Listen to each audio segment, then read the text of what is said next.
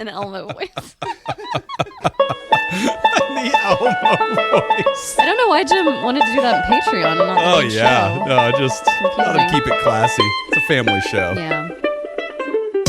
From fabulous Las Vegas, Nevada, this is Pod Therapy. Real people, real problems, and real therapists. You can submit your questions anonymously at podtherapy.net or email us at podtherapyguys@gmail.com. And now, broadcasting from Princess Sparkle's Unicorn Studio. Nice. That's Jim. That's Whitney. I'm Nick. It's time for some Pod Therapy. I love it. If you'd like to name our studio, patreon.com/therapy. Apparently, that option's still up there because I don't know how to turn it off. Why would you turn it off? In my mouth. Yeah, there's reasons. I just feel like this one was one of the more benign ones, which I really like. Princess Sparkle Unicorn Studio. Yeah. This is beautiful. I like it. I think that was from Ellie. Oh, very nice, Ellie. If you'd like to hear about my trip to Orlando, which was very eventful, a lot of crazy things, including a very weird sexual experience, patreon.com/therapy. Directly For involving who? your kids. One, directly the whole involving family. my whole family. The whole family Yeah. can enjoy. The whole Yeah, fam. definitely a good week to become a Patreon member. I think so. And kudos to the Orlando Visitors Bureau for thinking of such a creative way of... They don't give themselves enough praise. They won't teach sex ed in school. Yeah, no, not in Florida. But they will do it. Yeah. Everywhere else. Florida, you learn sex the way God intended. Yeah, in the bushes. Yeah, this totally checks out for Florida. Patreon.com/therapy. Also, as you're listening to this episode, this week I have released another installment in my AI series, diving deep into what the anatomy of consciousness is and how we would be able to recognize AI as conscious if and when that ever happens. That was released on Monday, so check it out. Remember, if you subscribe at patreon.com/therapy, you just get a little RSS code right there from the website, and you can plug that into the same podcast app you're using right now, and from that moment on, you will just be subscribed to all the Patreon stuff that we ever create. It will just magically show up on your phone the same way you do now. There will be no ads. All of your weekly shows will be extended. You'll kind of hear our pre-show hangout, and then when we create extra content, you'll be able to get that piped in right away. And then if you do go back to patreon.com/therapy, we have a directory right there where you can see 9 years of content that we have created, and it's all there as a library, and you can click on any of it and listen at your leisure. All sorts of really fun stuff. So patreon.com/therapy. Join us this year. Sign up for a year-long membership at any level, and just have a good time with it. You get a big discount for doing the year-long thing, and just join us. If we're in your weekly feed, just make us part of your real life. Support the $3 show. a month. Come on. Just throw a little bit in the hat. Do it. Do it now. So we got some great For less questions. than the price for of a cup of coffee. You could save. You can support these therapists. These We need starving therapists. These therapists are wasting away before my very eyes. But you could save them. Get These Jim were my out last of a set La of clean Quinta. clothes. So. That's Whitney right. is literally wearing pajamas with Vladimir Putin's face on them. Yes. Yes. Not because she wants to, Nope. That's but true. because she I has to. had to. Again, if you Help. are not a Help. Patreon member, you also get access to our Discord where we post photos a lot of our fun stuff, and I will be posting a photo of Whitney in her Whitney pajamas. modeling Damn it. her lovely dictator This isn't going to come back to bite me. pajamas. No, don't worry about It's it. going to be fun. No way How this could that matters in picture your ever life. be No. used against No, you? of No, course not. never. That'd just be silly. We've It's got going to some. get used against her next time she runs for HOA. That's Yeah. right. Honestly, it could help at Terra West. Yeah. Yeah. It runs on the A platform. lot of older of- conservatives are out By there. wearing these pajamas, the Terra Wests have won. Just with the heart hands. I like it. We're going to run your campaign. We've got some great questions for today's show, and we're leading off the order with healing during life change and divorce. Hello, pod therapist and life coach. You asked for more questions, so I'm resubmitting a question I asked in November that was not responded to yet. Oops. And I've updated a bit. Whitney, damn it. Damn it, Sorry, Whitney. guys. I discovered your show last fall and love the mix of practical, down-to-earth advice and humor. Humor is so important, also in therapy. I've been bringing your show for binging your show for the past few months and always look forward to new episodes. In the past 2 years, multiple life stressors have converged. A long-term relationship ending, serious health issues in people close to me, and political instability affecting safety, finances, and a general sense of hope. None of these have clear timelines or easy solutions.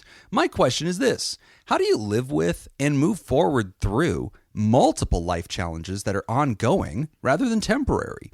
How do you find emotional energy, stability, hope, and forward momentum when problems are ongoing and may last for years? How do you move out of freeze and survival mode when the stressors don't actually go away? What actually helps people regain a sense of agency and well-being when uncertainty is the baseline? I'm not looking to just cope my way through life. I also have a second question if there's time. How do you heal from a divorce when you still have regular contact with your ex? Whenever we text, talk, or see each other, it feels like the emotional scab gets pulled off again. Going no contact isn't realistic in our situation, though. I'd really appreciate any thoughts you have, and feel free to include your trademark humor. I could use some of that, too. Many thanks from one of your Therapod members. You can call me Phoenix. No pronouns given. We can call this person Phoenix. This is a really good question because, I think a lot of times we talk about, okay, when shit's hitting the fan, how do you just duck and cover and get through it? Yeah. But I think Phoenix is sort of saying yeah, but what if it's the deal? Give me a longer term solution. Challenges. Yeah. How do you just kind of deal with life when it's just constantly on the suck train? Well, it's dealing with a reality, an unpleasant reality, but it's not a reality that's going to change anytime soon. This is a really good point. I know this is something we kind of have been ongoing discussing. Yeah, it's been coming up a lot lately. Climates. Yeah. I mean, it's now? Something's going on politically? Don't worry about it. Don't watch the news. Yeah, just keep watching sports. It'll Great. be fine. But no, even yeah, they don't know everything. They never talk about politics and sports. Never comes up one over there. safe place, okay? It's a safe place.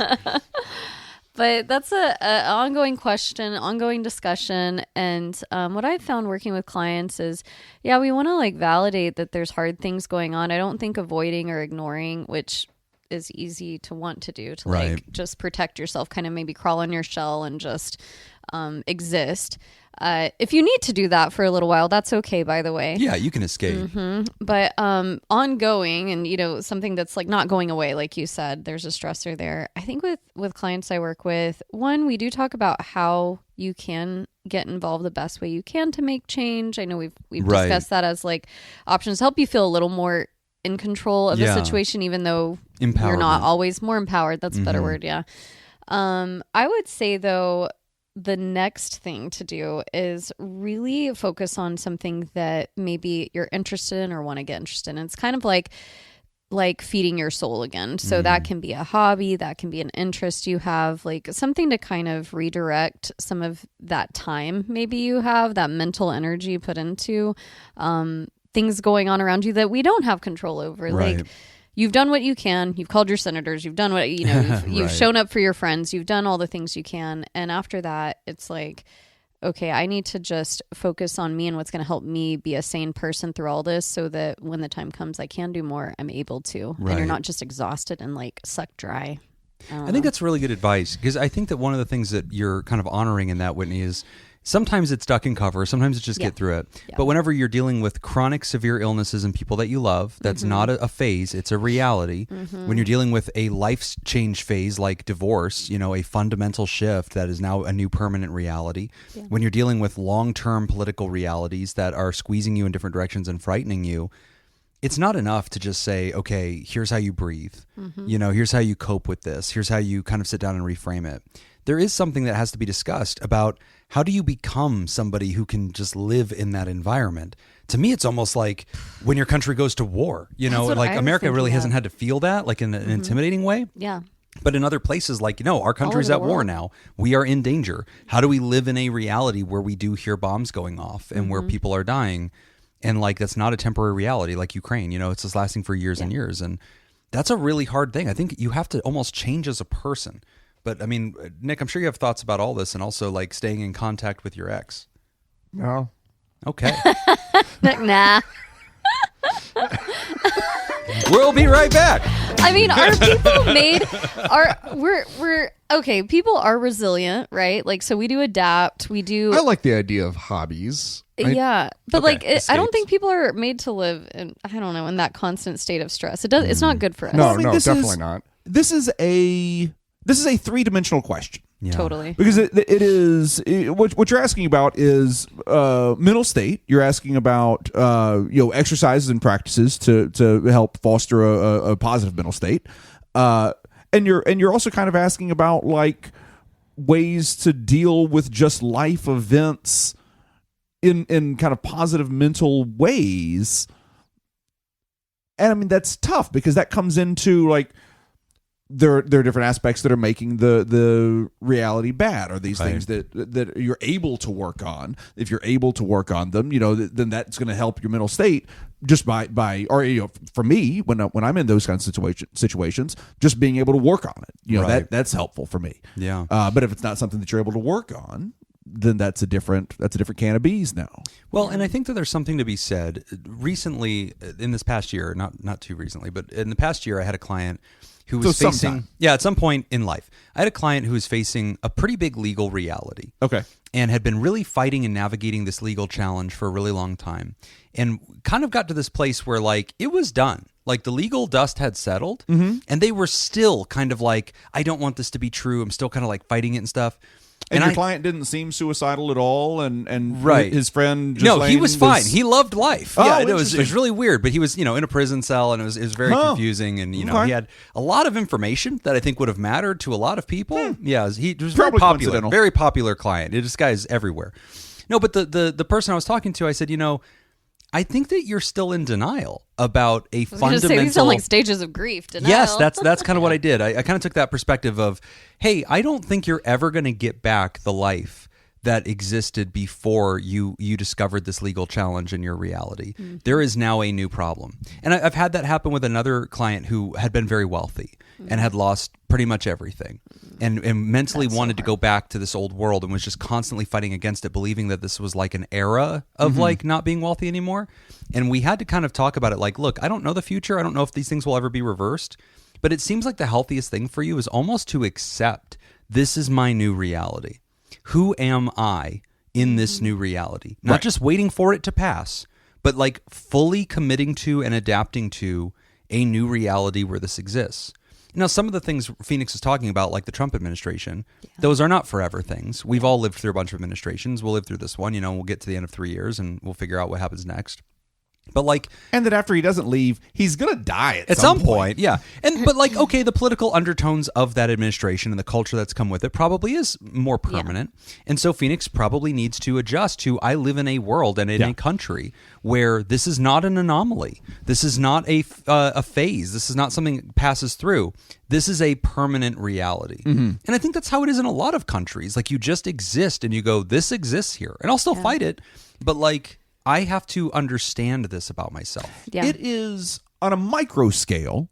At my job when I'm running a show, a large part of my job is dealing with messes that other people make. Right. It's hey, this got fucked up. Yeah. Can you come deal with it? A lot of people don't know you're the poop scooper at the zoo. That's right. Yeah. That's right. And those fucking zebras are assholes. Wow. They are. They are assholes. I've heard a movement online Try and to start... scoop their poop. Yeah. Try. They are possessive of it. Yeah. Very territorial. Why would they be? There's a movement online to rename zebras as prison donkeys. And I'm here for it. I like that. I really like this. I also just like asshole horse. Okay. Yeah. Are they they're unpleasant? jerks. They're unpleasant animals. Yeah. Okay. They are wild though. I believe whatever the term is, basically untameable. Oh, yeah. That sounds like a challenge. Ride them. You can't have like a domestic. No. Oh, I'm going to seduce me a fucking that's the word zebra. I'm trying to think of. Oh, I'll ride that pony. Do it. I'm going to seduce me a zebra. Apparently, I'll it was show a really you. big Challenge problem accepted. Challenge for accepted. the old Walt Disney movie Swiss Family Robinson. Oh yeah. There's Yes. a scene in that The where one of the race. guys rides a zebra. Yes. Yeah. And apparently, it was a huge problem shooting that scene. Oh wow. Okay. Yeah, you cannot tame those things. But you were saying you clean up shit at work. Yeah. So just like dealing with stuff, so like micro level to this macro, it's so fucking frustrating. Yeah. When everything that you're not doing, you're not causing these issues, but you're still having to deal with them. Right. And it's frustrating as hell on a micro level. Yeah. And on a macro level, it can be defeating. It is. And I actually like the example of work because I think there's a lot of people that are at certain jobs. And as a therapist, you'll hear people complaining about their job all the time. Like, oh my God, can you believe they do this? They keep doing this. When's it going to stop? And sometimes you notice they get themselves so worked up where they're like the injustice that they see at their job or whatever. And you almost have to like help them understand like this will not change, but your need for a paycheck is still going to be a reality. maybe we need to start kind of, and it sounds like we're trying to just lull you to sleep or something, but there is something, I think, about the complex reality of being a human in an unjust world that you do sometimes have to accept that the world sucks and there are people that you love that are sick with incurable diseases. Yeah. Your job does horrific things, or there's injustice or nepotism or whatever's around you. That doesn't mean that you don't push against those things, but I think when we constantly are preoccupied with them and we're allowing ourselves to think about it all the time, I do think that becomes hard. And I think that's kind of toxic for us over time. I've used this analogy before, metaphor. It's a Nick analogy. Here it I is. love these. It's going to be Everybody golf. take a drink. I need to start writing them Is he going down. to talk about golf? No, this is actually a former client of mine, and he had gone through treatment. I was doing outpatient treatment. He was struggling, went into residential treatment, and this is him coming back. So he successfully completed residential, came back to my group, and we were talking about how things are going. He's like kind of struggling a little bit, adapting back to returning to his home. And he kind of used this analogy where it's like, I kind of figured this out, where he's like, it's kind of like, you know, in the past, there was all this chaos surrounding me, and I was just chasing all of it, all of the time, trying to control everything. And then he's like, but then I realized, like, it's like I have this fishbowl in front of me, and the fishbowl represents everything that I can actually control. Okay. And all I have to do is keep the water from splashing out of the fishbowl. That's it. I And he's like, this. everything else is just flying around the room. I like this a lot. And the more that I focus on all that and try to influence it, the more of my fishbowl just splashes all over the place. Right. He's like, I just have to focus on, like, it's distracting if I let it distract me. But otherwise, if I just focus on this little fishbowl, that's it. Yeah. And I then like that. Then I'm going to be okay. That is focusing on the fishbowl. We need to pin that somewhere in our minds because that is a great analogy. Focusing on the fishbowl in the La Quinta. Okay. Yeah. Yeah. Episode So it's time. sexual twist on this. Because La Quintas are only for one Why? thing. If you tell It's a friend, only- oh, yeah, by the way, we're staying at La Quinta, they know what that means. I Yeah. mean, which apparently you did not when you booked it with your family. You know, I'm going to tell you the truth, Nick. If I can confess something to you, Oh my God. I fucking you knew. did. I knew. I knew exactly what was going down at La Quinta, Orlando. Why Oh have a no, honey, why I'll have, go get the Yeah. keys. Yeah. Why have a talk with your kids Yeah. when you can have an experience and let them understand? That's how it's supposed to work, right? we're The just gonna- world is They're gonna exposes remember to it. children. We're just Very going to press memorable our trip. ears up to this wall, Yeah. and we're just going to get some education. What do you think he said there? Yeah. I mean, I bought like a bag of latex gloves, you know, and booties for their shoes. Like, you know, we don't touch anything in this place, you know. No, but I love focusing on the fishbowl, and it kind of it underscores some of those It's other Gil. lessons. Yes. Gil from What About Bob? Oh, I hate what Baby about steps? Bob. No, the fishbowl. Oh, that's right. He carries the fishbowl around That's his neck. right. Oh my gosh, you're right. It's Gil. That is Gil. Jeez. So I really like the theory. I couldn't tell you a single character name from that movie other than Bob and other Gil. than by Bob. the way. Like Bob. Yeah. I still don't know what you're talking about. You and I Gil watched is the it. name of the What's the goldfish that he doctor's carries around in the fishbowl around his neck. I don't even remember that. You don't remember Bill Murray walking around with a fishbowl tied No. around his neck? It's No. not a perpetual scene. It's just just there one is a scene? scene where he's got Oh. a fishbowl. Because when he's traveling from the city out to like the doctor's Yeah. countryside Country. thing, he has to like take his pet fish Yeah. with Oh, him. really? Yeah. And so he it's a takes whole him like thing. via tying it around his neck and wearing it like a fucking He's clock. fine. Nothing's wrong with him. But it kind of underscores your focus on the fishbowl analogy. It underscores the other theories that we talk about a lot, like just for today, do the next right thing. And I really agree with you on that, because like when Phoenix talks about all these things outside of our control that are affecting us, I kind of think it back to like the earlier states of man, you know, living in the jungles, living in the caves, constantly being under threat. You know, there's always a danger every single day. There's a new challenge. You're fighting starvation. Somebody could get injured. There's a predator coming after you. Like, every day you have to fight to survive. We are built for that shit. Yeah. You know, like I know that none of us want to live in perpetual distress, but our ancestors survived and evolved in it, in the fucking wild. Yeah, fear And for then, their life. Yeah, they beat nature back and like tried to create their own little corners of peace. But like we are designed to go through that. And the way that we were able to do that Yeah. Because if you look at our natural defenses, we don't have sharp teeth. We don't Right. run fast. We don't have great vision. Right. We don't have sharp claws. We got thin skin. Kung fu. Wow. Right. Kung fu. Yep. As well as community. Oh, yeah. That's how we survived. Kung Yes. community. We survived because we established community with other people, and our numbers kept us safe. Yes. Right. So I think that is actually kind of a big piece when you talk about like survival in this situation, Yes. where it's like, well, this is where it becomes really important to connect with other people. Being Yeah. So grounded. Phoenix, what you need to do is murder the Neanderthals. Okay. That helped. That, Yeah. Honestly, side note, that is part of the solution. No, Yeah. or mate with them. Or murder or both. Murder, mate. Murder or mate. As Sigmund Freud said, fuck or fight. Brought to you by La Quinta. And sometimes there's Usually at La Choose your Quinta, room. La Choose your Quinta room. Orlando. You here to fuck or fight? there's no truer slogan. In the Discord, if somebody could please make that as a image and please put that in there for this We channel. love it. No, but Phoenix, I think that love La Quinta. so. I love the idea. Of, like both. Goddamn. I love the idea of focusing on what you can, your fishbowl. And I love the idea of broadening and grounding into community because it's tough. And in the last episode, we had a really good question about the political realities facing us and that therapists have to be on this razor's edge of not being dismissive or minimizing about it, but also not encouraging obsession and preoccupation with it. Like somehow we have to swim, we have to move forward, and we can acknowledge how horrible it is. Yeah. And when your people are sick in your life and, people that you love are dying, you're going through a divorce, you're going through all these fundamental phase shifts. I think all that we're talking about here is essential to your survival. Like an adaptation strategy that's not temporary, that's permanent, that says, I now live in a war reality. What does it look like to evolve to the next version of me who can stand up against this? Focusing on your fishbowl. What's in front of me? What do I hold in this world? And am I doing a good job with that? Am I doing the best I can today? And as Nick said, getting grounded in your reality with other people that share your understanding of things, that are supportive of you, that are checking on you. Last call for a thought before we move. The challenge of the divorce, you can't. There is no way that Phoenix cannot talk to Yeah, X. I've removed the mask. Oh shit! Oh yeah. He's getting Nick has serious. COVID, and so he's got a mask on, but he just took it Well, off to answer this long question. COVID. Let's Thanks, hope Phoenix. it's COVID. Yeah.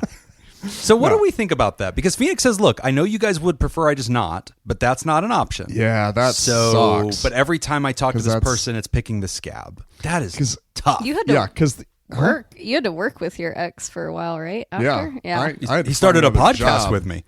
Oh, that's true. Forgot about that. It's not weird anymore. Yeah. We've moved on. No, it is. That's really tough. And yeah, working together, that was terrible. Yeah, that was definitely terrible. And then Did you have to walk up and be like, "Did you get that TPS report?" Hey, boss. Yeah. And then luckily, a friend of mine just happened to be like starting another agency at that time. It's like, hey, I need a clinical director. You Before wanna- he like, finished I'm that the question, you fuck said out. yes. Yep. Yes. Bye. Yep. Whatever it is, you started a I homeless will shelter. I'm in. start yesterday. I might need to You need a reside pooper there. scooper. Yeah. That's right. In. Yeah. Yeah, I mean, the easiest answer is that, just separation. Yeah. But obviously, if that's not an option and you have to, I imagine maybe it's a kid situation Yeah. Oh, sure. where we're, sharing custody or something like that, then I would just say my next thing would be like boundaries, clear boundaries about like, yes, we're having this type of relationship, but this is what this relationship means. This is what it includes. And then this is what it does not include. I like your idea of defining what the next version of the relationship is. Yeah. Like I usually try to get exes, if they have a kid, to start seeing their ex as a co-parent. Yeah. And like really at a deep This isn't level. your ex, this is is not your ex anymore. your This is a kid's parent. co-parent. Yeah. And so that really changes like the way you feel about them and the way your expectations of them. You're still Yeah. gonna have memories with that person, but like allowing that to kind of die and re-author who they are to you today, it's a step in the right Yeah. direction. Make sure you're very simplifying your communication too. I think that's Yeah. really helpful. Like, just when are you picking up blank? Like, just very to the point. Yeah, not avoiding connection if at all possible. Keeping it just business. And figure out, like, if it is a parenting thing or whatever it is, like figure out little things that might make it a little better for you, might make it a little easier for you, and communicate that to whoever you need to communicate that to.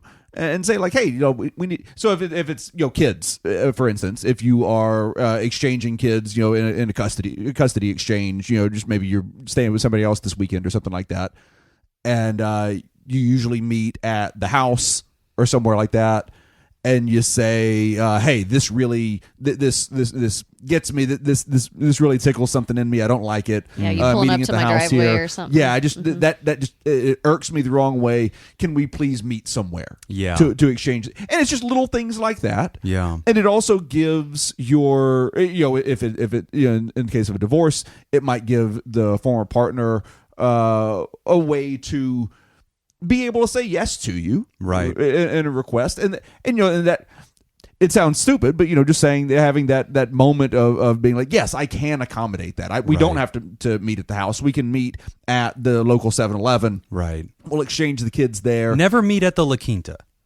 Don't do that. Not if you don't want another kid. I mean, just know what you're in for. Know what you're in for. They don't keep condoms in the bedside table. When you're at La Quinta, you prepare to fuck or to fight. We're going to take a quick break, and when we come back, we are talking about maintaining friends while having ADHD. You're listening to Pod Therapy.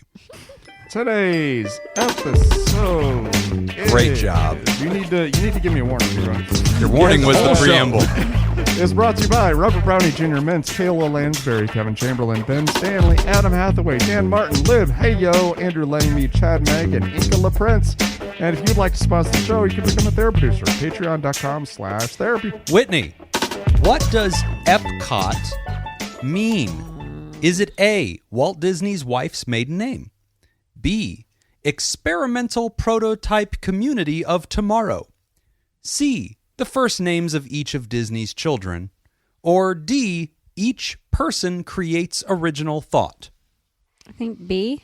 Going with B, experimental prototype community of tomorrow. That is correct. Oh, yay. That is correct. It's a fucking acronym, which Sounds very very much Disney. was surprising to me. Yeah, Jacob, I didn't know that. which of these foods did Jim eat at Epcot? A, that's a good bone marrow from Canada. B, rooster feet from China. C, smoked fish, which was herring actually, from Norway. Or D, bratwurst from Germany. Okay. Oh my God. Bratwurst? It's got to be bratwurst. Definitely. I was in on the smoked, me smoked too. fish. It's just Bratwurst. a different version of a hot dog. Yeah, you had a hot dog. Yeah. I wanted one, goddammit. But that line was so fucking long. So it was fish. so long. So it's the smoked herring. They didn't have the smoked herring. In Norway, they only did pastries. I know. I was like, what the fuck? I was very excited. And no, So what's the answer? I had bone marrow from Canada. No. I know. It was served in a Jimothy. fucking bone. And Yeah, it was you, like scoop it weird out and the- gravy and like... Yeah. Did you eat more than one taste? I ate what was there. It's like a little they're sampler. little? It's Okay. not that big. What'd you think of it? You look. Your face. It was fine. says Did you so just eat it much. I on a don't know. spoon, or did you put it on something? You have to eat it with a spoon. They give you little crackers, so you can smear it on a cracker. Schmear. I wouldn't recommend it. Like, it's honestly, I don't know, whatever. Like, my mother loved it. She's like, oh my God, I love, fucking bone marrow. And I'm like, that's weird, Mom. Like, it was just gross. So it's just like slimy and snotty beef, I guess. But apparently it's good for you. I It's don't supposed know. to be good. Is it too late for an episode title? I know. I An was like, episode oh, there's so many things. That's what We I'm got hearing. so many episode titles. So many. Slimy and snotty beef. Right now, we've got 1-0. Whitney's in the lead. Nick, what does Orlando's Beer Spa offer? It's a real place. Okay. It was right next to La Quinta, if you're wondering. It was called Beer Spa. That gives you So a I looked hint as into to it. what it is. Yeah, I got Which it. of these things Crabs. does Beer Spa offer? A, hot tubs filled with yeast and hops. Ew. Yeast. And, like, as a woman, it's like, what? I will pass on whatever hot tub has yeast brewing in it. How No. many years is it going to take to recover from that? Oh, Jesus. So many monostats. So many monostats. I love Whitney speaking for every woman Yes, who listens to our show monostat. at once. No. Today's show is brought to you by Monostat. The beer gardens. Your ticket comes with a prescription. That's right. To go to the pharmacy after this. Ladies, tired of having sex with your man? Go to the beer spa. We could fix this for like a month. That being said, I'm going to go with A. Okay. Hot tubs filled with yeast and hops. B, a sauna infused with steam from IPAs. C, traditional spa with a full bar. Or D, booze scrubs where beer is used to exfoliate. Ooh, these are good options. Isn't it good? Yeah. I'm going to go with A. It is hot tubs filled with yeast and hops. Because I saw Damn. this in, I think, No, how many women are in the spa? There's got to be like zero. No, Whitney, when you get done, it's great because then you have a sourdough starter. I'm going to be sick. I'm going to be sick. I think you have to declare that at customs at the airport. Oh, Jesus. Are you carrying any? cannot drive into California with that. Oh, Jesus. You'll have a loaf of bread when you get home. Oh, my God. There's got to be like an OnlyFans for that or whatever. no, they, I honestly believe there was an episode of Rick Steves where he was someplace in Europe, Okay. maybe Germany, where they had like a spot where you could like swim in beer. Okay. Yeah. Same I- concept. I took a picture of this place because I could not believe it was real, and then I looked it up online to figure out what the fuck is going on in there. And I truly just expected it to be it's a spa, A but spa with a we're bar. serving. Like, and I Yeah. thought, oh, great idea. Like when I first saw it, I was like, of course you should. A lot of the spas in Vegas do not serve. But here's the thing. What? Like, and even Yeah, in this, I know the ones that I've been in to. this episode of Rick Steves, I remember because like the crazy thing about it was like, if you think of drinking beer, you want cold beer, Right. But if you think of relaxing in Yeah. in a pool, you want a warmer Yeah. pool. So it's kind of the worst of both worlds. Yeah, Oh, it's yeah. cold? You've taken two good ideas So and either gotten the you've worst got version. warm beer. There are some of the some of the German beers and some of the Euro beers are made to be served at room temp. Well, you're not Yeah. going to drink the I mean, hot I'll tub drink- beer. Not with That's that No, gross. they did. What? Oh, Yeah, no, they were no, drinking- What else are you gonna do with it? Hey, man, Yes. would you like this beer? What if I put my balls in it first? Oh, my Do God. I Do you want the beer? Jacob Here at looks La Quinta, intrigued. we don't charge extra. Did you want this Corona with a lime or my dick? Here at La Quinta, it's continental. The dick in your hot tub is continental. More titles. All the titles. I think episode title probably is La Quinta. La Quinta, if you want to sponsor the show. La Quinta, this is your chance. Apologies to La Quinta. That's right. I mean, we are honestly selling La Quinta pretty hard today. doing great. Like, there's no way somebody doesn't pick a La Quinta just for the picture at this point. Guys, we haven't published this show yet. We just got a cease and desist from La Quinta. Oh, no. Oh, no. I've just got. They're I don't know listening. how this happened. La Quinta's lawyer is an alligator. That's He already- right. He knows. That's how it happened. And I hope he has a southern accent and he's wearing a white cream suit with a hat. I say. Listen here, boy. you fellas disparage my client. The Your La Honor. Quinta Inn and Suites. Your Honor, La Quinta is a family I am institution. an alligator, and I will not stand for that. Also, please don't make any sudden turns. I can't turn as fast as you can I will because I am death very long. I am, however, faster on land than people believe I am. Just by looking at me. And did I'm you- faster than you think I am. Be careful if you see me on the land. Did you I'm know really quick. the zigzag thing is a myth? Yeah, total myth. Oh, I thought that was true. I was telling my kids, hey, if one of these fucking gators gets out, Nah. like we're going to run in zigzags. And then we were listening to the presenter and he's like, so there's a myth out there that the zigzag shit will happen. They're looking that at you will like- just slow you down. Yeah. They were like, no, the gators absolutely can You're zigzag. just going to zig one way They're and then run gonna back get to you. the gator. They were like, you're just faster than a gator if you sprint. So do that. Because So it do turns that. out they have small legs. But zigging and zagging, And they also lose not your interest best in you. move. Yeah. That's just- what it really Too much is. They for are it. million-year-old Million-year-old reptiles, and they just lose interest in you. Turns after you run out away. they are not like these marathon running fucking cheetah hunters. No, no, like no. they grab you at the side of the water and pull you in. Something else comes along. Yeah, exactly. They will wait. They're hanging out where the water is. Oh my God!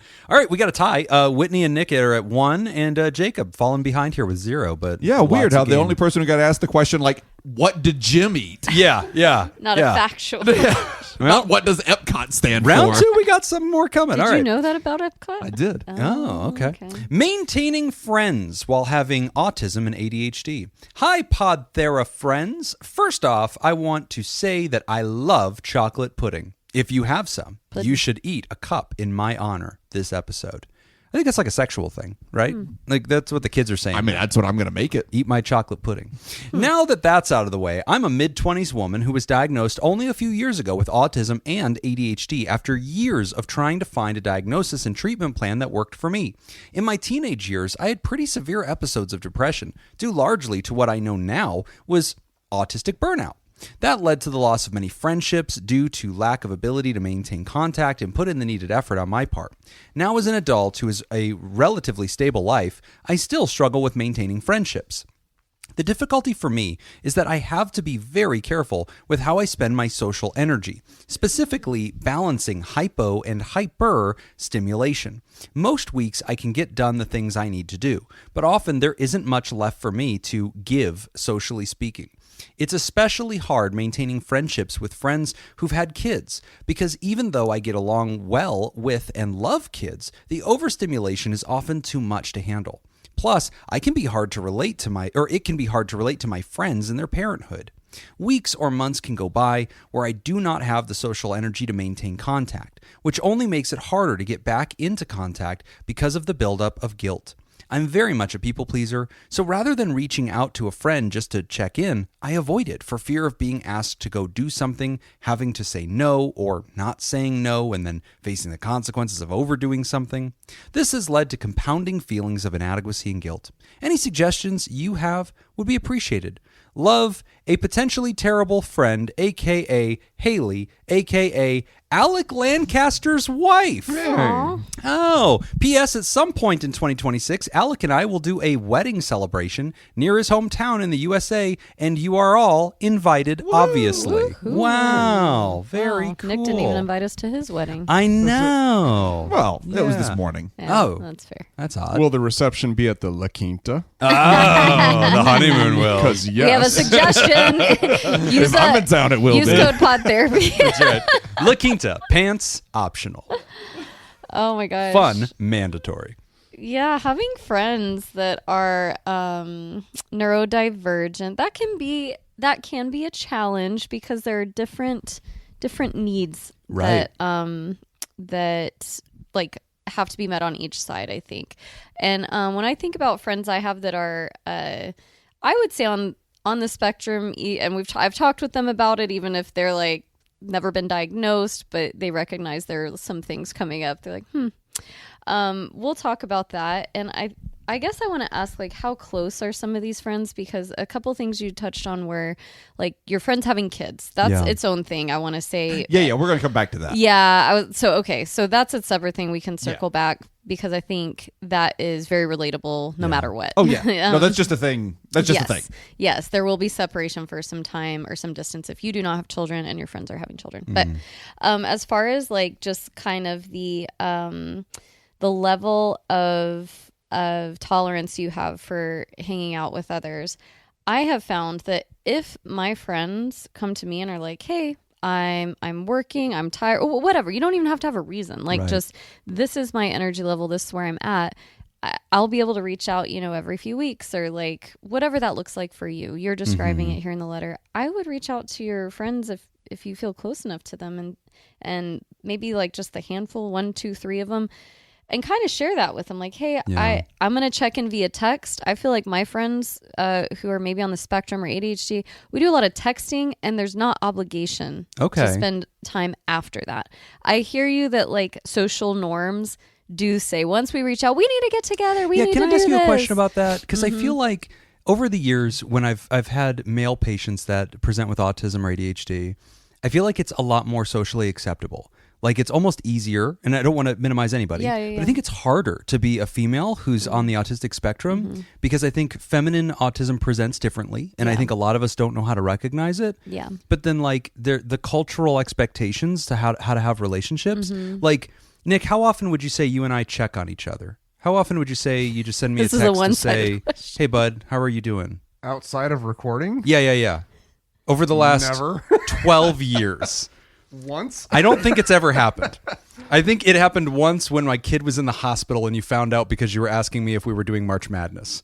And I was like, yeah, I'm actually at the hospital. And you're like, oh my God, are you okay? No, you just didn't reply. Yeah, I think that was it. I didn't find out for like 6 months later. Oh, wasn't that? Oh, that's right. Because you were like, hey, man, whatever happened with March Madness? I was like, oh, I was in the hospital. Yeah. So the relationship dynamic, a little bit different. I don't think, but with feminine relationships, it seems like there's that like pressure to check in, and writer is saying like, ooh, I'm not good at that. Like, yeah, I would start with just having a pretty forward conversation to start. I think from hearing how you wrote the letter, Alex's wife, almost wife Haley, I think how you wrote it sounds like there might be a lot of anxiety behind having some of these conversations, like fear of rejection or fear of like they will want to push to get closer, and that's I don't want to spend time doing that, or I can't mentally and emotionally. So I think letting go of some of those fears and reminding ourselves sometimes that somewhat more direct communication can be very helpful in the end. And it doesn't have to be a scary thing. We're telling ourselves like, oh, I'm being vulnerable. I'm telling them like, hey, I still want to be your friend. I still love you. I care about you.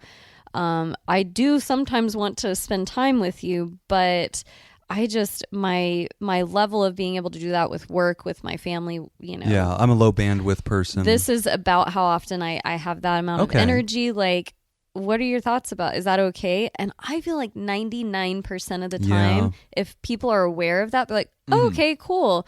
Is it okay if I like text to check in on you, or like you just let me know if you need something? Like, I think there can be a dialogue there where if my friends do that with me, which I don't know, maybe I assume that I pick up on that over time. I don't take offense to it. But if someone were to come to me and tell me that and say, like, this is how much bandwidth I can give you in our friendship, I'd be like, oh, okay.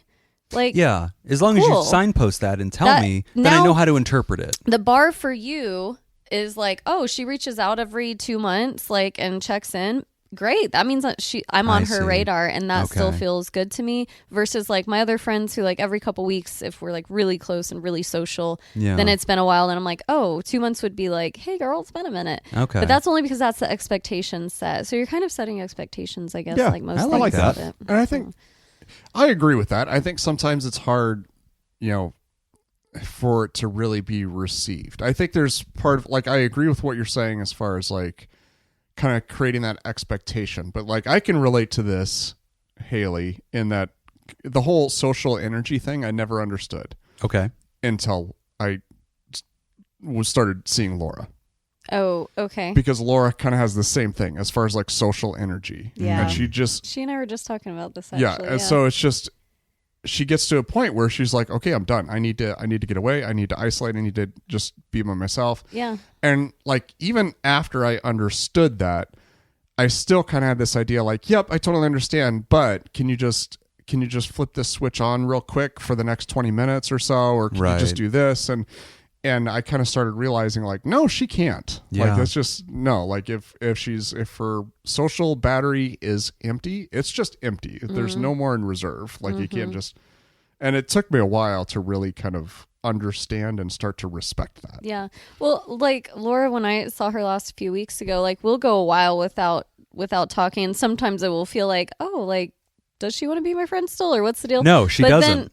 That's what she told me. Oh, no, shit. Yeah. She's been subtly sending messages for years. Yeah. And now she's just not so subtly. Well, she hasn't told me yet, so I'm going to keep pushing. She hasn't talked to you in several years. So we were talking about this. She's like, man. She got a restraining order. Yeah, Jesus. No, I appreciated it, though, because she was like, yeah, I do like doing stuff, but maybe she's just not the type to like reach out. And I hear this from other women too that I'm friends with. Sometimes it's like some people are just very extroverted and very outreaching, and some are not. But now if I know that about Laura, whether she's lying to me or not, like what she's told me is what I'm going off of.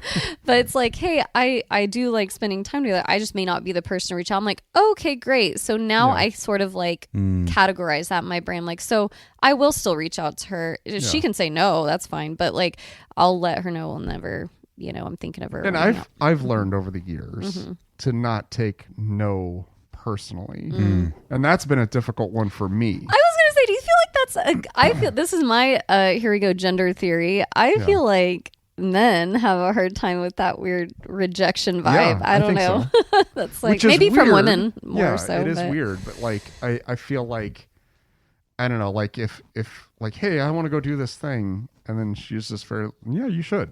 You go do that. You're like, But you go do that. I was thinking we should go for a romantic weekend to, La Quinta, Orlando. And she's like, yeah, go have fun. have fun with Like, Jim. oh, Jim okay. recommended. Yeah, you and Jim will have a great time. But yeah, I mean, looking at it from the other person's perspective, it's like, oh, it's not insulting. Like, they Right. don't, she doesn't see that that's an issue. It's just, Yeah. like, well, I can't, but you should. Well, and coming back to the autism component too, I've heard some people use this metaphor of like a light, so like that you turn on a light for the neurotypical person, they turn on the light and they illuminate a big space and it's not drawing a lot of watts, right? Whereas autism sometimes is like this laser. And so it's like it takes a lot of energy, but they can like really dial into something. And so like they'll be an expert at something, they'll bring a lot of attention to it. But then there's this burnout where it's like there is this low or this high sensitivity to stimuli because every stimuli brings a laser focus toward it. Whereas like maybe somebody that's neurotypical is just sort of not bothered by things and like it just rolls off their shoulder. Yeah. So for Haley talking about even like autistic burnout as a child, and like we do see that where a lot of people, what seems to present as depression and ought to still be treated as depression, later we discover it really has to do with their neurology. It has to do with the way that they pattern in the world. And so that autistic burnout is real, and so like I think that, I like your theory, Whitney, that it's good to teach your relationships what to expect of you. It's good to sort of put that out there. Make a joke out of it. Like, hey, I got a touch of the tism, so here's what that means. I can be a little flighty. I can be, kind of avoidant sometimes. If you're not careful, that can come off as disinterested. That's not true. I actually really like you. And like my best version of relationship looks like this. Yeah. And it's like, okay, like, thank you for teaching me that. Like, I do want to be your friend. And now that I know what your friendship style is, Yes. that works for me. Yes. But all three of you have had to deal with friends that have kids. And like, Haley's talking about like that feeling itchy sometimes and then feeling a sense of guilt because like I'll avoid friends that have kids because I don't want to get entangled in their stuff. Yeah, this is not a you problem, Haley. This is a problem that just exists that you have discovered. agree. This is like, When you're going through it, though, it feels like, what? Like, until you realize, everyone. I had this friend one time who has now he has 2 kids. He has 2 sons now, and they are a little older now, and so we've kind of like started hanging out, Reconnecting a bit. Yeah, like, and we never really fell out of connection. Yeah. But we went from like hanging out, a couple times a month to maybe seeing each other like once a year. And then it'd be for like an hour or so, and like maybe at a thing, and then we wouldn't see each other for a while. And he said when he had his first kid, he was like, "Yeah, we're probably just not going to be friends as much anymore." Oh wow, He very was like, "Yeah, it just self-aware. happens." Well, because it wasn't that he was aware; he had done it the other direction already. Okay. So he had already had friends that had He's kids. like just setting the expectation. Yeah, exactly. I love that. He was like, Okay. "Hey, this is what happened, and I bet it's going to happen again." Yep. So just that's probably going to happen. And I was like, "Oh, yeah, that probably does happen to some degree." You're like, that and then makes and then I was like, "Oh no, that just happened." And then it did. Like, and then like since then, I have a lot of friends with kids now. Yeah. And like, yeah, I have great relationships with my friends with kids, but it is not the same thing. Yeah. Last night, I got done with my show at like 8:30 with no plans to do anything. I got home at 5 a.m. Oh, wow. I don't have kids. I remember this comic that I thought of. Like, Jim can't do that. Right. That's not a I thing. just decided to not come home. Right. I was like, I ran into some people. We ended up having drinks. We listened to some music. Like, did all kinds of stuff. We had a nice time. I remember years ago there was this comic that reminded me of Jacob, and it's this guy just walking around in underwear in a park, and it's like the adventures of Lord No Kids, and he's talking to his friends who have a kid. He's like, I'm just gonna follow this goose for a while. It's the little things. See where I end up. Yeah. No. But yeah, no, it's a very different reality than you Right. know, the kids, which force, I think, routine and stability. And like, for all three of you, do your friends ever try to hang out with you and bring their kids? So I feel like I don't know how Jacob and Nick feel about this. I have kind of a, whenever I have a gathering or a hangout, my theory is almost always, if you want to bring your kids, you can. Okay. Yeah. Like, And what I actually get back most of the time is sometimes they have to, like they couldn't find a sitter or whatever. Right. Their kids are coming along and whatever. But maybe not to the bar. But, but other times they're like, I don't want to bring my kid because I am not as present and I won't get to enjoy my time because I'll be thinking about my kid the whole time. Yeah. And that was something that was kind of, I hadn't thought about. I'm like, oh, just bring your kid and it's whatever. But I'm like, oh no, if I had a kid and went to someone's house, that's all you're thinking about. It's like, where's my kid? Are they like, it's like bringing your dog, you know, like, and it's like, where's my dog? Like, is it peeing on your couch? yeah, I You know, guess that that's kinda- true. If you were inside and it wasn't just like, even if it's roaming around outside, I guess you're Right. like, yeah, is it tearing up your flower I'm bed not or present with something? you, Yeah. and got to Yeah. think like, is it still okay? Does What it is need it to be fed? eating? Because there's nothing out here Oh, what for is it it to eat. eating? Yeah. What is it- What's in I your mouth? forgot dogs eat Yeah. shit. Oh my god, my dogs are doing this all the time now. In the backyard. It's a new backyard. Oh yeah, We gotta eat them. They're Be like, what are you exploring. eating? Yeah, I go outside and there's something in their mouth. I'm like, what the fuck? What's And in then your then you got to wrestle their jaws open. Yeah. Oh yeah. Drop it. Drop it. They're like, I won't do it. It's like a toddler. So My it's like, son did that whenever he was like an infant toddler, just starting In to crawl Orlando? around. Yeah, in last weekend. Orlando. Do not pick things up off the ground. in Jesus Orlando and put them in Christ. your mouth. Stop licking that. and yeah, he had something in his mouth, and I dove on the floor and like got it out of his mouth, and it was a fucking screw, or it was like a nail, and I was like, God shit. damn! Like, where'd you even That find hospital this? bill is about to Yeah, I be know. I big. saved a lot of money that day. Oh So my yeah, gosh. definitely dive on kids. Neither for you, Jacob and Nick. Your friends almost never, I imagine, bring their kids around. I feel like the male dynamic is. My that's thing is very always with Whitney. I'm always like, if I'm doing something in my you, house and you have kids, and like you know the environment. That is true. You You know the hosted a environment? really fun Bring your kids. like fall thing in your backyard, and you ended up putting on a movie for the kids. Yeah. And there was a bunch of families there that had their kids, and they were just walking around eating cheeseburger. I ended up sitting with all the kids watching Of course you did. This K-pop checks Demon out. Hunter. No, it was Yeah. really great I like almost watched me that and this last little night boy instead were of like Titanic. singing all the songs together, yeah. and like we just became best friends. And then his mom walks over, she's like, "You like this movie?" I was like, "This is the fucking best movie ever." She's like, "Okay." She's like, lose my Stop kid's talking number. to my kid? Yeah. It's like, first off, he talked to me. Okay, I was just sitting here with a bowl of candy. Do we have and to then go he over had consent thoughts. again with Jim? No. That mom is a veteran Las Vegas entertainer. She could deal with Jim just fine. She did. Great. She was great. She Okay. has no issue dealing with Jim. What about you, Nick? I mean, you won't, interact with people with kids too often, I imagine. Most of my friends that have kids live in Iowa, so I don't get to see them anyway. Okay. So like our contact are phone calls. I've and hung stuff. out with you with my kids. You and I went and saw a movie together once, and I brought my son. Yeah. And you're chill. And just be like, hey, buddy, you make conversation with him for a few minutes. And He then has been a foster watch the movie. parent. That's right. I guess. I can. And actually, he had my son in foster care for a while when I was Oh, doing that okay. stint in rehab. Yeah, so yeah. you know. He was your therapist in rehab and You know, it's funny. your foster This parent. this predates you being on the show by years and years, but there was an entire era where there was an ongoing debate of which gentleman I would leave my children to. Would I be leaving my kids Ooh, to what was Jacob or Nick? the- I picked Jacob at the time. He picked me immediately. That- at the time. It was a quick decision. Yeah, Am Oh, I yeah. am I Yeah. exaggerating with That's me? the No, stupidest no, it choice was I've ever immediately. heard. Yeah, that's what my mother said. You know what? Here's my the mother deal. pulled the car over Yeah. while We she were was so listening to the show confused. and called me. Yeah. And was like, "Don't you fucking give those kids to Jacob." Yeah, 'cause you're- I was like, what are you talking about? Okay, my logic you at the just heard time. his story about Hold going on. out till 5 My a.m. logic at the time was Jacob has nieces, and he'll take them for like a summer at a time. So he's throughout Yeah, now his that they're life, 19. he's had kids Just kidding. visiting his No, house. but for real. In his ecosystem, and I thought, okay, Nick has nieces and nephews, but he doesn't take custody of them for like periods of time. But then Nick I have brought a up, the- I'm I've gonna share legally my been a theory. foster parent and am trained to deal with children. You know what? Jacob is probably just going to give your kid alcohol. Now, He's gonna let them take care of the alligators in the pond outside. No, here's gonna my learn a thing. trade. Let's say Nick was never a foster parent. Here's the vibe here. Okay. Nick is so anxiety ridden that he will fuck it up. Yeah, that Midwest that is true. Iowa. He would be that afraid is that he's what gonna we will fuck it up. capitalize on. Yeah, all that's right, true. Jacob's That's too true. laid back. He might be like, nah. These kids will be fine. Those kids are going to be happy, though. Yes, they'll be happier with Jacob. They're gonna be happy They're gonna be kids. safer with Nick. I think that if But they're going Jacob to be safer with Nick. They're going to be safe enough with Jacob. I think if I Jacob, agree. I if do Jacob agree has with to that. take my I kids do for agree a with that. month, I think on day one Nick he can just give them takes to him for the month. Yeah, I think Jacob just takes them to Walmart and goes, buy whatever you want. Here's a PS5 and a fucking TV. Yeah. There you go. That now is just true. entertain Yeah. yourselves. I think Nick actually goes to the grocery store and like thinks, what do these kids need to be eating? Like, what's Teach going him on to with play that? golf. Now I think if Jacob and I were to raise children together, Okay, all right. think that- We're doing the 3 men and a baby. Yeah. We're doing the 3 men and a baby Co-parenting. scenario. This is Okay, great. yeah.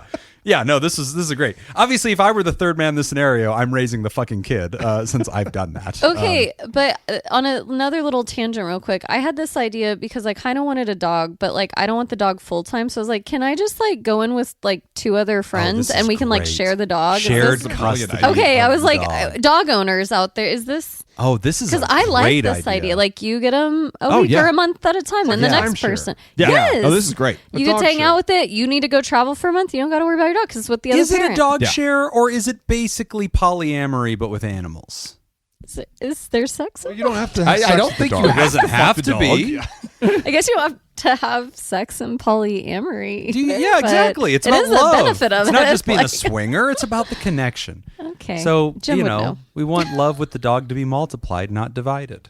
Okay. Sister Should we get a wives. pod therapy pet? Are we going to do this? Do we just go to a pet store together and just fucking pick something? I think we could do a pod therapy I like think- I hamster. mean, I'm in, It's but not coming to my house. We could do a Okay, pod therapy Jacob's out. gerbil and just like pass it around every week. It's like kinda show and don't tell hate- in a kindergarten. What are Like you take those, it for the week. Bigger than gerbils. They're Or a guinea turtle. pigs. Guinea pigs? Yeah. I feel like Can we do do one of better those? with a turtle. I feel like if we got a turtle? I think Turtles are tough. They survive. I That's think- what we need. I We think need the one that rule is you survives. start with a plant. Okay. Oh, Like I a don't- pod I'm not therapy gonna do well. cactus. Yeah, then if it's still alive after a year. Then, Okay. then I it's a like pod this therapy. idea. Succulent. Yes, Hey, we have to start with Listeners, succulent. somebody send us a pod therapy succulent. Please. No, forget it. Send us a puppy. Okay, yeah. We're going big. Jacob, what's the Jacob, what's the As a human child. what's the mailing address for the listeners? It's in the I heard Discord. Manu had one. Jacob checks the mailbox once every 10 days. Yeah, that's right. So send it. Packs the food. You want to do it now before it gets hot. Oh yeah. Poke holes. Nothing smells worse Poke holes than in- 11-day-old holes in the mailbox box. baby. We just don't want to deal with it. The cleanup is ridiculous. Does anyone want? worst smelling thing. This is definitely the last show we ever do. Anyway, Ryder, good luck with this. And, you know, congratulations to you and Alec. Always love whenever our longtime listeners make their spouses start listening to the show. I love that happens. That's how we grow. You can have your own Patreon account. That's right. Don't listen to Alec if he's like, we're going to share it. Be like, how dare you? Okay, I support the show independently. We are going to take a quick break. And when we come back, we're talking about how to support a friend whose partner keeps changing gender identities. Interesting. You're listening to Pod Therapy. Today's episode is brought to you by Robert Brownie Jr., Mintz, Kayla Lansbury, Kevin Chamberlain, Ben Stanley, Adam Hathaway, Dan Martin, Lib, Heyo, Andrew Langmead, Chad Mag, and Inka LaPrince. And if you'd like to sponsor the show, become a therapist at patreon.com/therapy. All right, it's tied 1-1 with Jacob at 0, but there's lots of game left. We're going back to What did Whitney. Jim eat? This What did time Jim around. wear? Yeah. Pants. Shorts, Crocs. pants, Yeah. For the Crocs, crocodiles, all he's of the scaring them above. away. All the time. Whitney, Yeah. what is the informal name for the launch pads near Kennedy Space Center? Is it A, Space Coast, B, Moon Beach, C, Cosmic Harbor, or D, Starport? A. Space Coast Correct. is correct. Oh, yay. Correct. I'm good at this. No, look at you. Getting 2 for 2. We're over to Jacob. I mean, I know all of space Whitney's. stuff. He's crushing it. I know. This is a Jacob tough and I one, need to be Jacob. I don't know switched. why you keep getting the lucky tough ones, but here we go. He didn't plan this. No. I didn't. They're just in order. If only someone could do something about this. No. Also, fuck you. I hope you lose. Jacob, how many Apollo missions were there? Do you want to shoot from the hip or do you want options? I think it's 20 something. Oh my gosh. Take options. Yeah, give me options. 17, 15, because missions 2 and 3 never happened. 12, because missions 2 and 3 didn't happen, and 4 through 6 were unmanned, or 13. Wait, they don't. Wait, why would they There's not still count? missions if they're not manned. You make your guess. A. 17 is the total number of Apollo missions in the sense that there is an Apollo 17. But there is no Apollo 2 and there is no Apollo 3. Because in Apollo 1, that's the one where they had the fire during the procedure. Yeah. And so then they grounded them. They skipped 2 and 3, and the So next Jacob was Apollo right, is what mission I'm was hearing. 4. But they didn't launch the vehicle. They still did the mission. Like There they still was did no it. named Apollo 2 or 3. So they just skipped them And to like put some time between it, the next one was Apollo 4. And it was a PR choice. So the answer was 15 because 2 and 3 didn't happen. They just You didn't idiots. exist. God damn, 0. Like, sounds what like Jacob's a right. loser. All right, Nick gets a Jim question. By the way, there's a documentary on Netflix, the Apollo 11. Oh, yeah. Really? That is a good watch. And it's Yeah. not like there's no talking. It's just footage? It's just footage. It's just footage. Yeah. entire thing. Okay, Yeah. I like Are you that. talking about Yeah. Apollo 13? Because there's an Apollo 13 one too. No, Apollo 11. Oh, I didn't know the Apollo 11 one. Yeah, it is really good. At Kennedy Space Center, when you go to the there's a whole museum that's just celebrating the Apollo missions, and that's the one where they have the Saturn V rocket, which they all flew, which is fucking huge. They have a section of the museum. It is the actual mission control. So like all the computer banks and stuff, it's that building. You get to sit in these bleachers behind it, and they simulate the entire launch of like what it that's was cool. like, and it is it's so cool, man. The theater that they did to make this, it is really really cool. Oh, awesome. That is a fun trip, man. Kennedy was a great time. Nick, Yes. which of the following animals did Jim take a photo with at Gatorland? Is it A, Jim on the back of an alligator? These are all living things, by the way. Jim on the back of an alligator. B, Jim holding a tarantula. C, a python wrapped around my shoulders. Or D, an iguana on my head. I'll go with the python. Went the python. Yeah. Incorrect. I got on the back Iguana. of a fucking gator.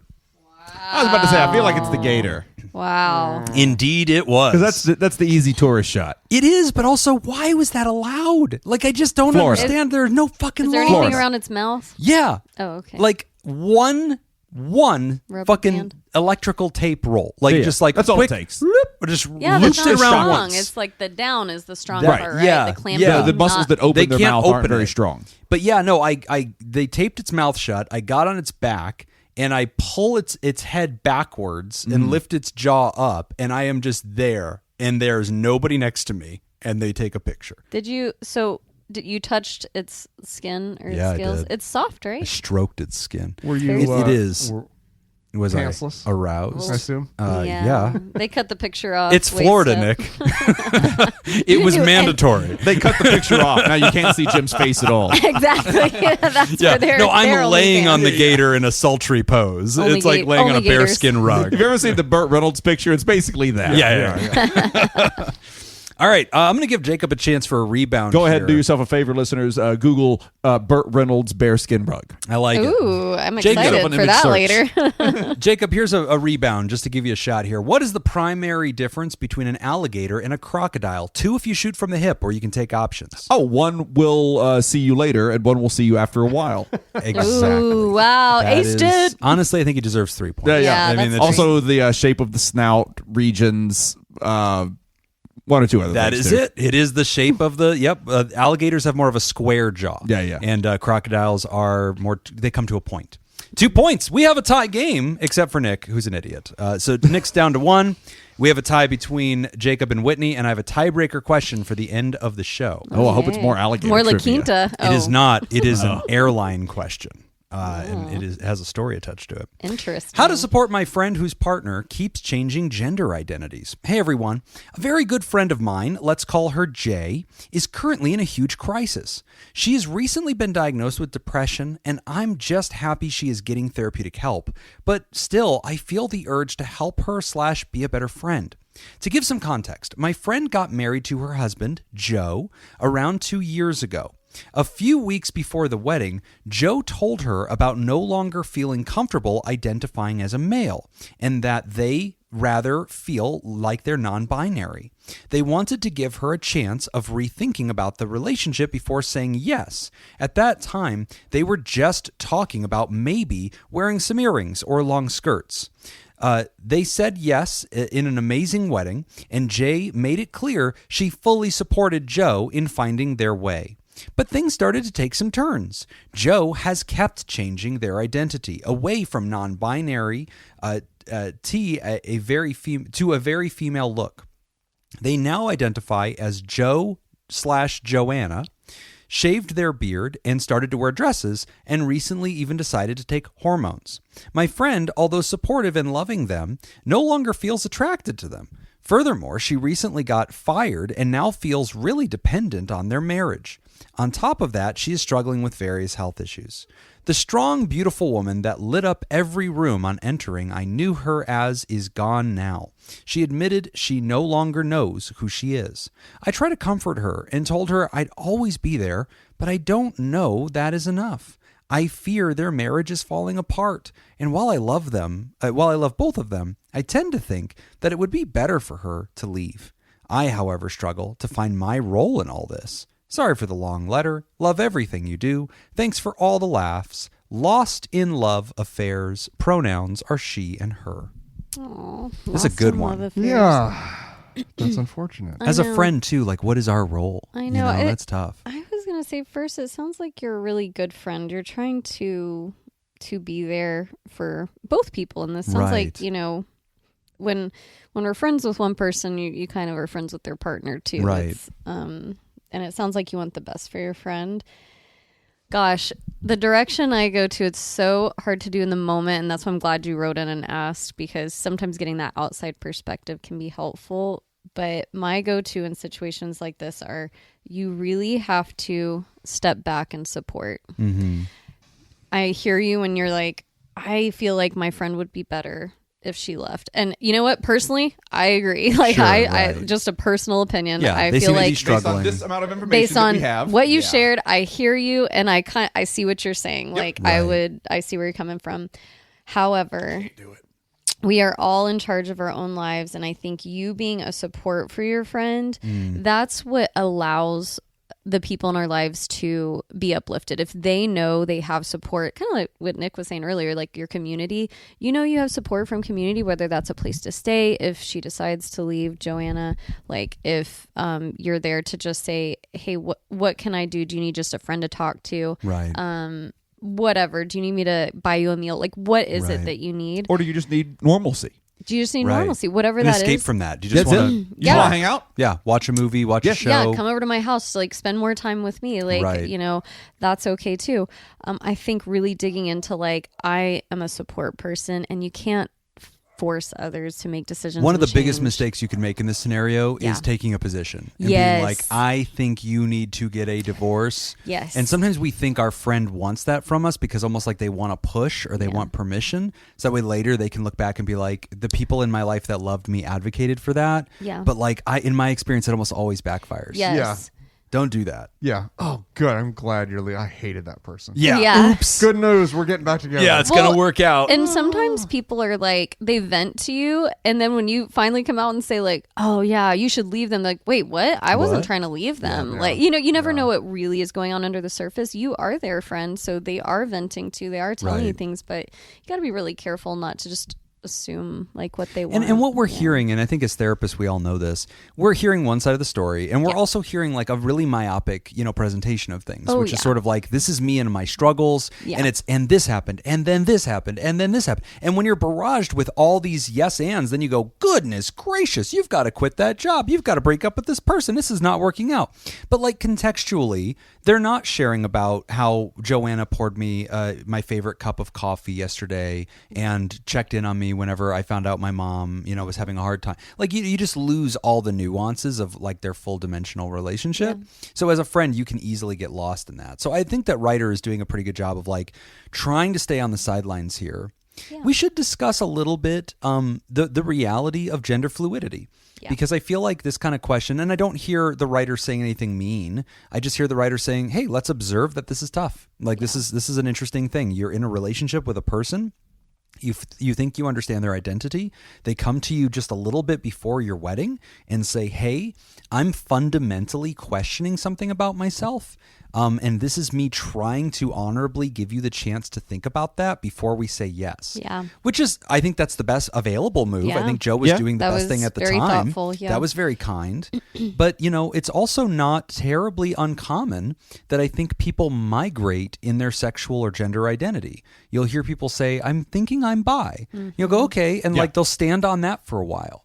But then eventually, as they experience themselves and they test out this hypothesis, they'll conclude, I think I'm probably gay, I'm mostly gay, or whatever, or same thing in this, like my gender identity. I feel like I am multi-gendered, right, or non-gendered. And then as time goes on, actually, I think I identify as female. That's my truth.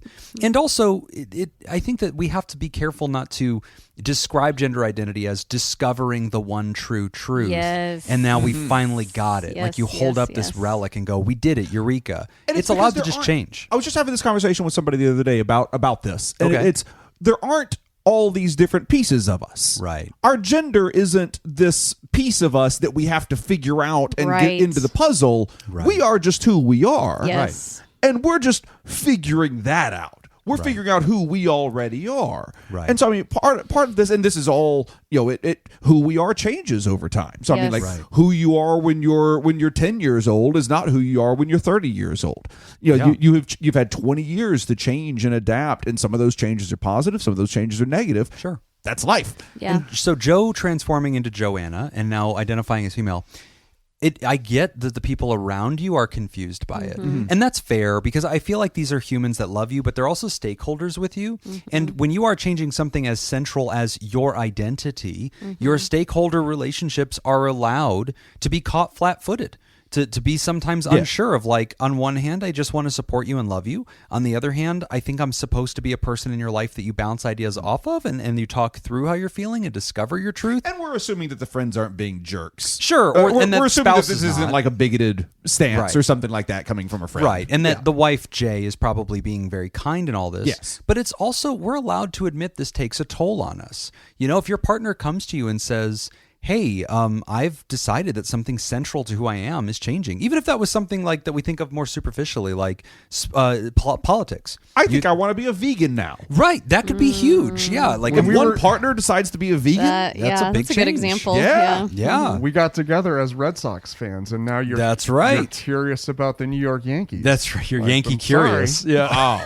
well, I mean, that That's not gonna- is something that can be judged. Yeah. Yes. That's a decision. Yeah. No, that is a decision. But these identity Because that says a lot migrations- about who you really It are. does. Yeah, Yeah. that These does. other things are benign. Yeah. You're a Yankees fan? Get out. Yeah. I mean, Also, I'm going to gender, sleep with your sexuality, brother. These are things that you're just born with. Yeah, They're that's part of right. Who you Yeah. are. This is a choice. a goddamn choice. That's right. And a bad one. But yeah, no, I think that your stakeholder relationships are allowed to be put off by some of these things, especially when you're changing your appearance. And overly That's protective. important. Yeah. They can be protective, and sometimes that's overly protective. That's fair. But, for Jay to say, hey, look, I married a man named Joe who was internally flexing his gender identity and was starting to experiment with some new looks. And there was a certain amount of fluidity, but I felt like I understood what that is. Now I'm not attracted to Joanna because I'm not a lesbian. I'm still a straight woman, and I was attracted to you as a man, and I didn't mind that you were a bit more androgynous. But now that you're fully going toward, being a female, I'm not attracted to Joanna, and that I can appreciate that for Jay. It puts her in a weird position where it's like, but this is a marriage. We're family too. Right. And there's a little bit of a feeling of bait and switch, even though Joe was very honest. I don't think Joe did anything wrong, but I just feel for Jay. I think that's really but something hard. has changed. Yeah, something has changed. I mean, Yeah. a fundamental part of, and people say like, oh, well, why is this a fundamental part? Blah blah blah. It's a fundamental part because people make it a fundamental part. Sure. Like if you say it's fundamental, then it is. You said it. It's so I mean, a fundamental thing has changed.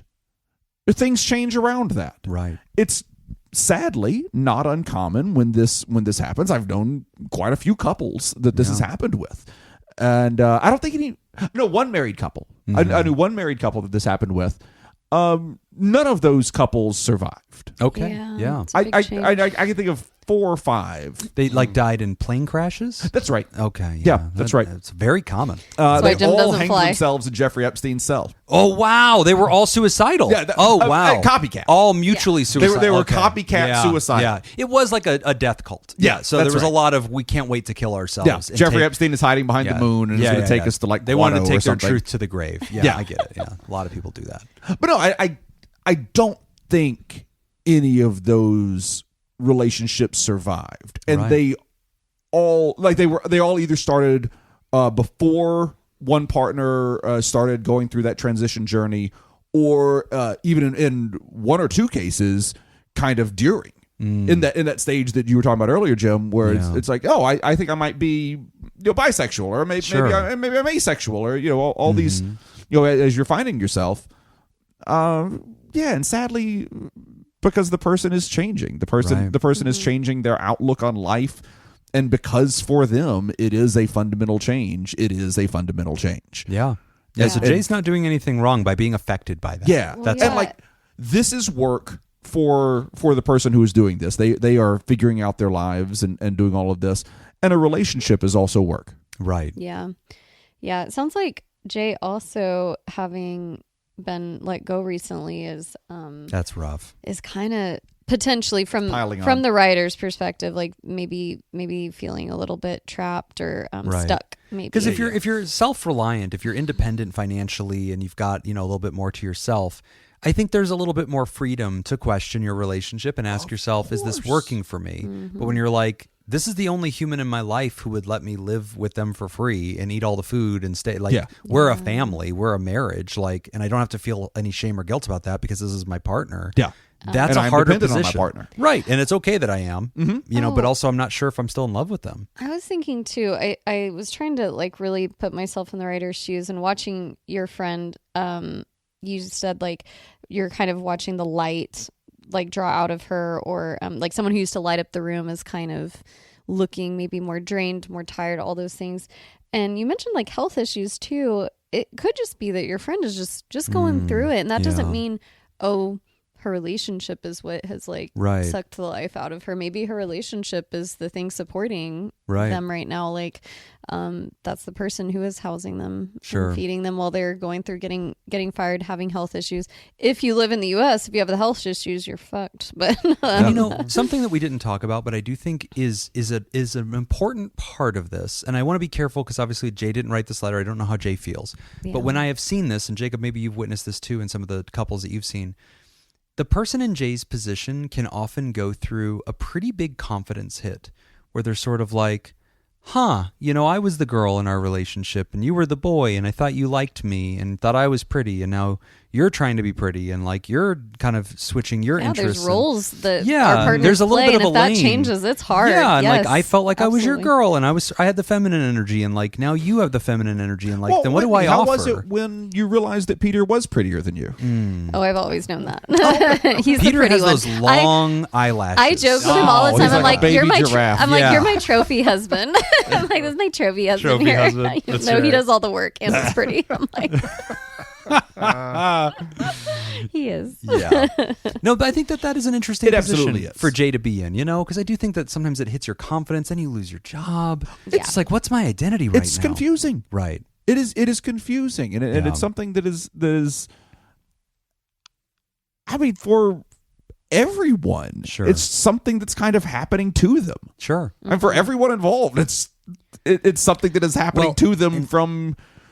Well, in one person's case, from the inside. Yes. Yeah. And from everybody else's case, from the outside. I'm so glad you said that because I think that this is something we do not give enough attention to because we feel like if you're partnered with somebody going through this, it's about the person going through transition.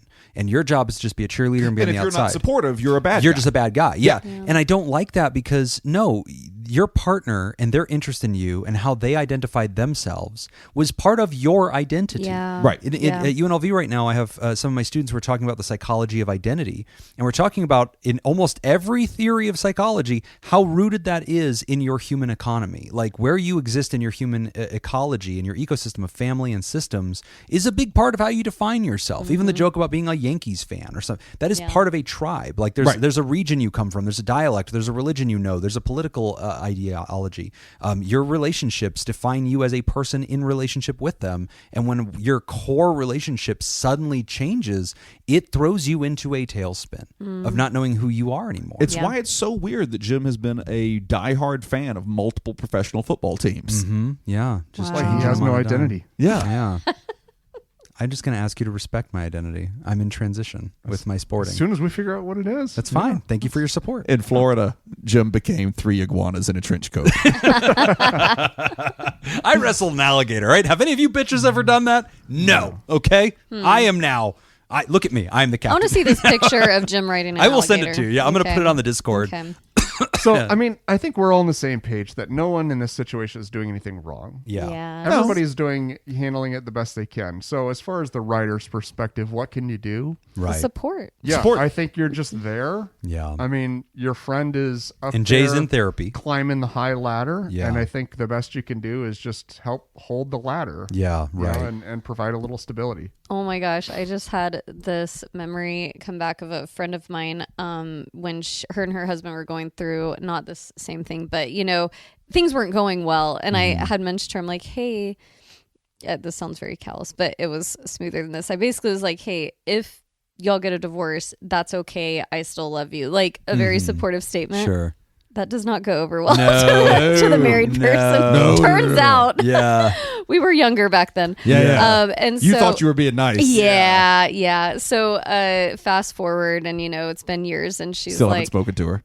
yeah, no. She did tell me. She goes, at the time, I was really upset by that comment. She Yeah. didn't tell me at the time. That's okay. She's like, now looking back, I am. She did say like she's glad, or not glad, but she's like, I understand and I like see what you're saying, and actually like it probably was helpful She deep down. appreciates the sentiment. Yes, and it probably did play a part in like when she left, like knowing her friends were there. But when you are like in the thick of it, trying to like maybe salvage your marriage, like I didn't know where she was at. I was just like, oh, this looks like kind of a shit show right now. And so maybe speaking from my own mistakes, yeah, definitely what I think Jim and Nick said earlier, don't go that route. I had a similar What not to situation. do. Really? The very first, the first time I got divorced. Someone told you that? No, I was talking to my mom. This is afterward, like right after we kind of announced it or whatever. And Mom was like, "Oh yeah, I talked to Grandma. Grandma says she still loves you." Yeah, that's And a one of weird the thing things to say. I hadn't questioned whether or not Grandma would love me. Thanks for letting me know that was a thought. She's not rejecting you. No, that was on the table. Yeah, I didn't know y'all had to discuss that. Isn't that funny? Now Grandma just expects it. yeah, Grandma's But like, at I'm the not time- coming to the next one. Yeah. Grandma loves doesn't even send a blender to the wedding anymore. She does. It's just the same blender. I have to send it back after the divorce. He's been getting the same blender since like 2002. They just last forever. GE. Oh my god. I love it.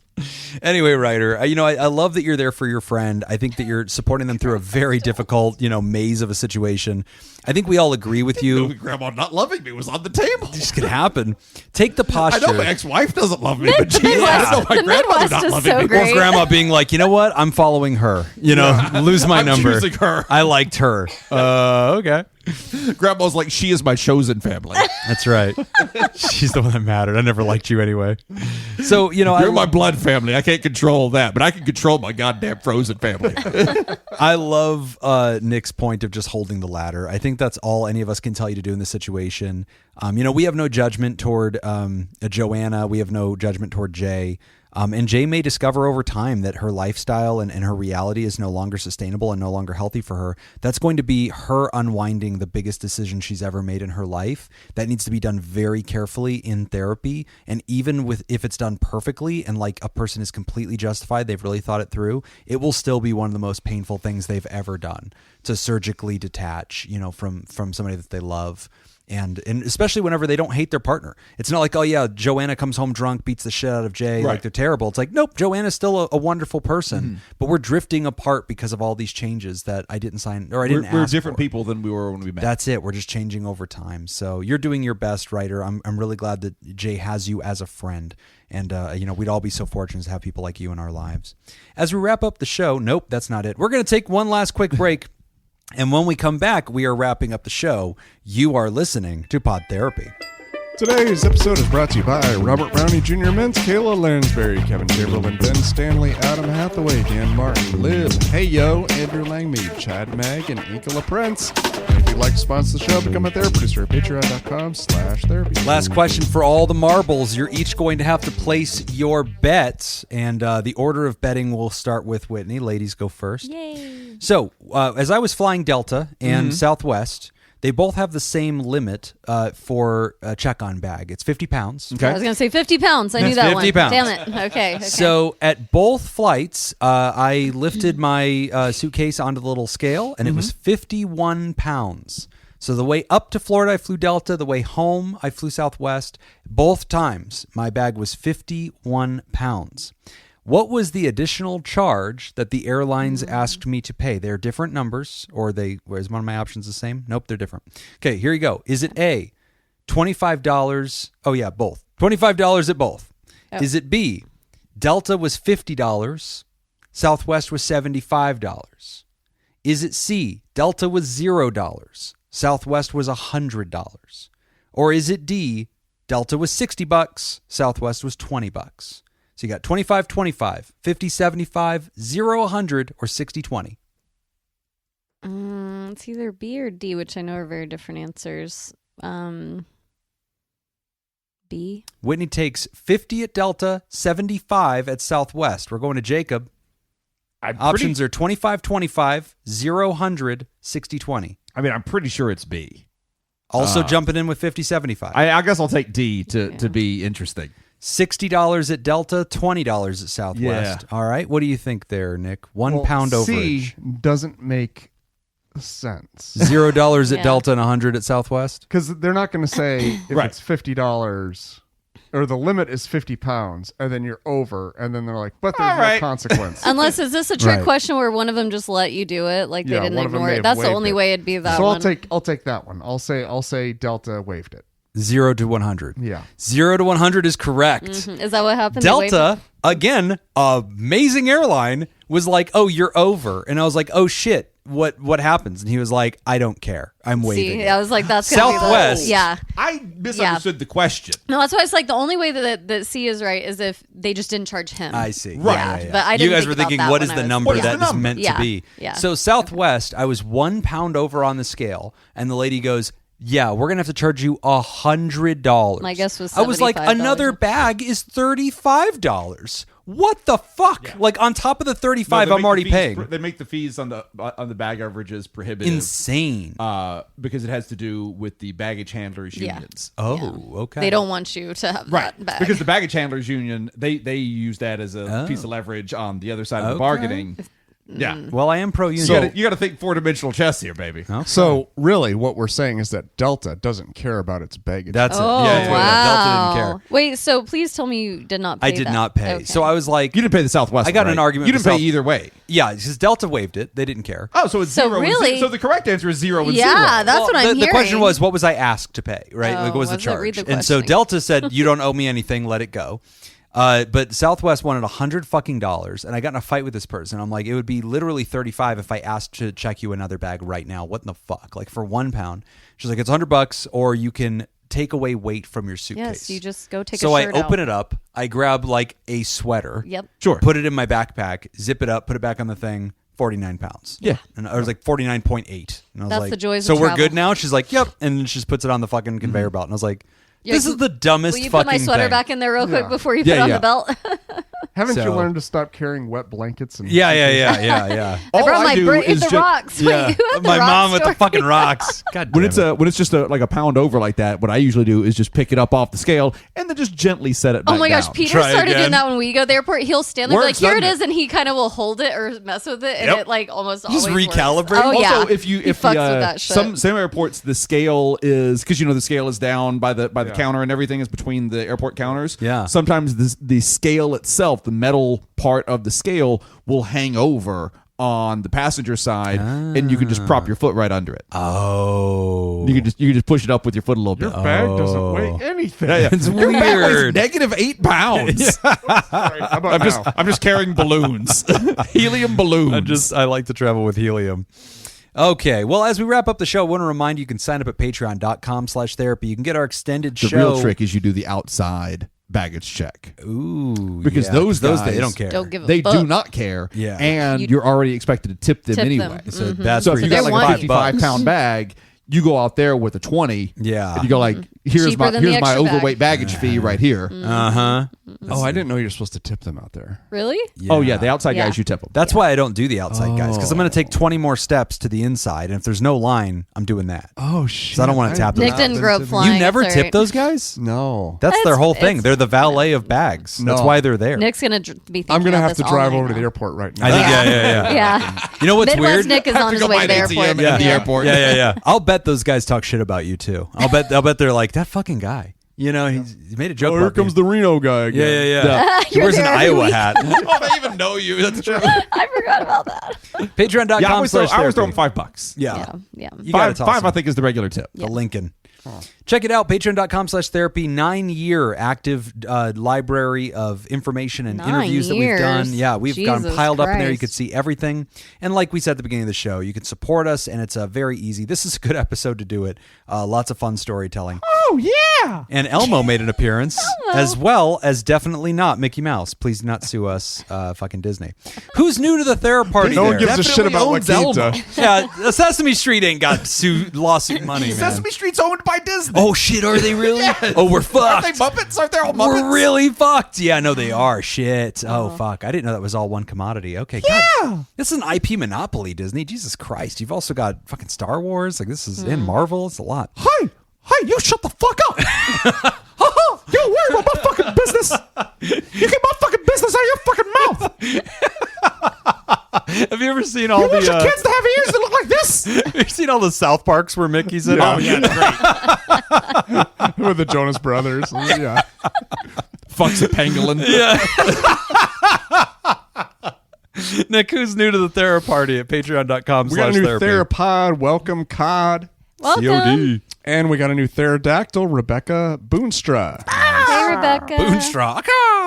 And would like to thank the benevolent, revered, generous, and flagrantly pro-therapy diehard who loves you all so much they give till it hurts, our Thera partner, Pickett.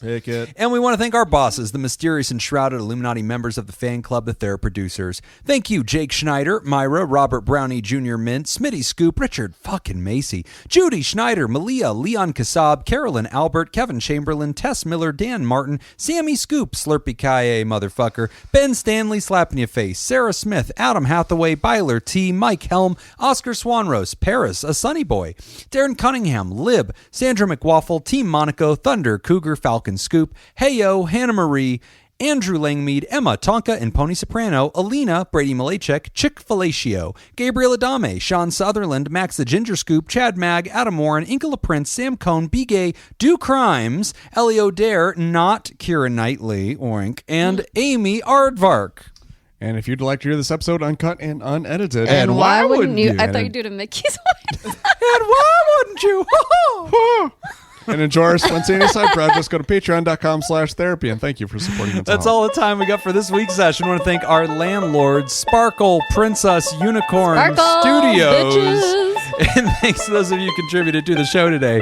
We really appreciate it. Remember, pod therapy isn't something you should keep all to yourself. Share the episode with the world. Tag us on the socials when you do. You'll find us at PodTherapyGuys on Instagram, Threads, and Twitter at /PodTherapy on Facebook. And don't forget, but all the extra goodies at patreon.com/therapy. If you want to submit a question to the show, you can ask anonymously at podtherapy.net. Email us at podtherapyguys@gmail.com or click the link in the episode description to be taken to our anonymous Google form. I'm Nick. I'm Whitney. I'm Jim. Thanks, and we'll see you for appointment next week. Oh no! Elmo has something in his butt! It's a man's hand! Why are you so good at that? I know, it's weird. He's surprisingly good at Elmo. Goodbye, everybody.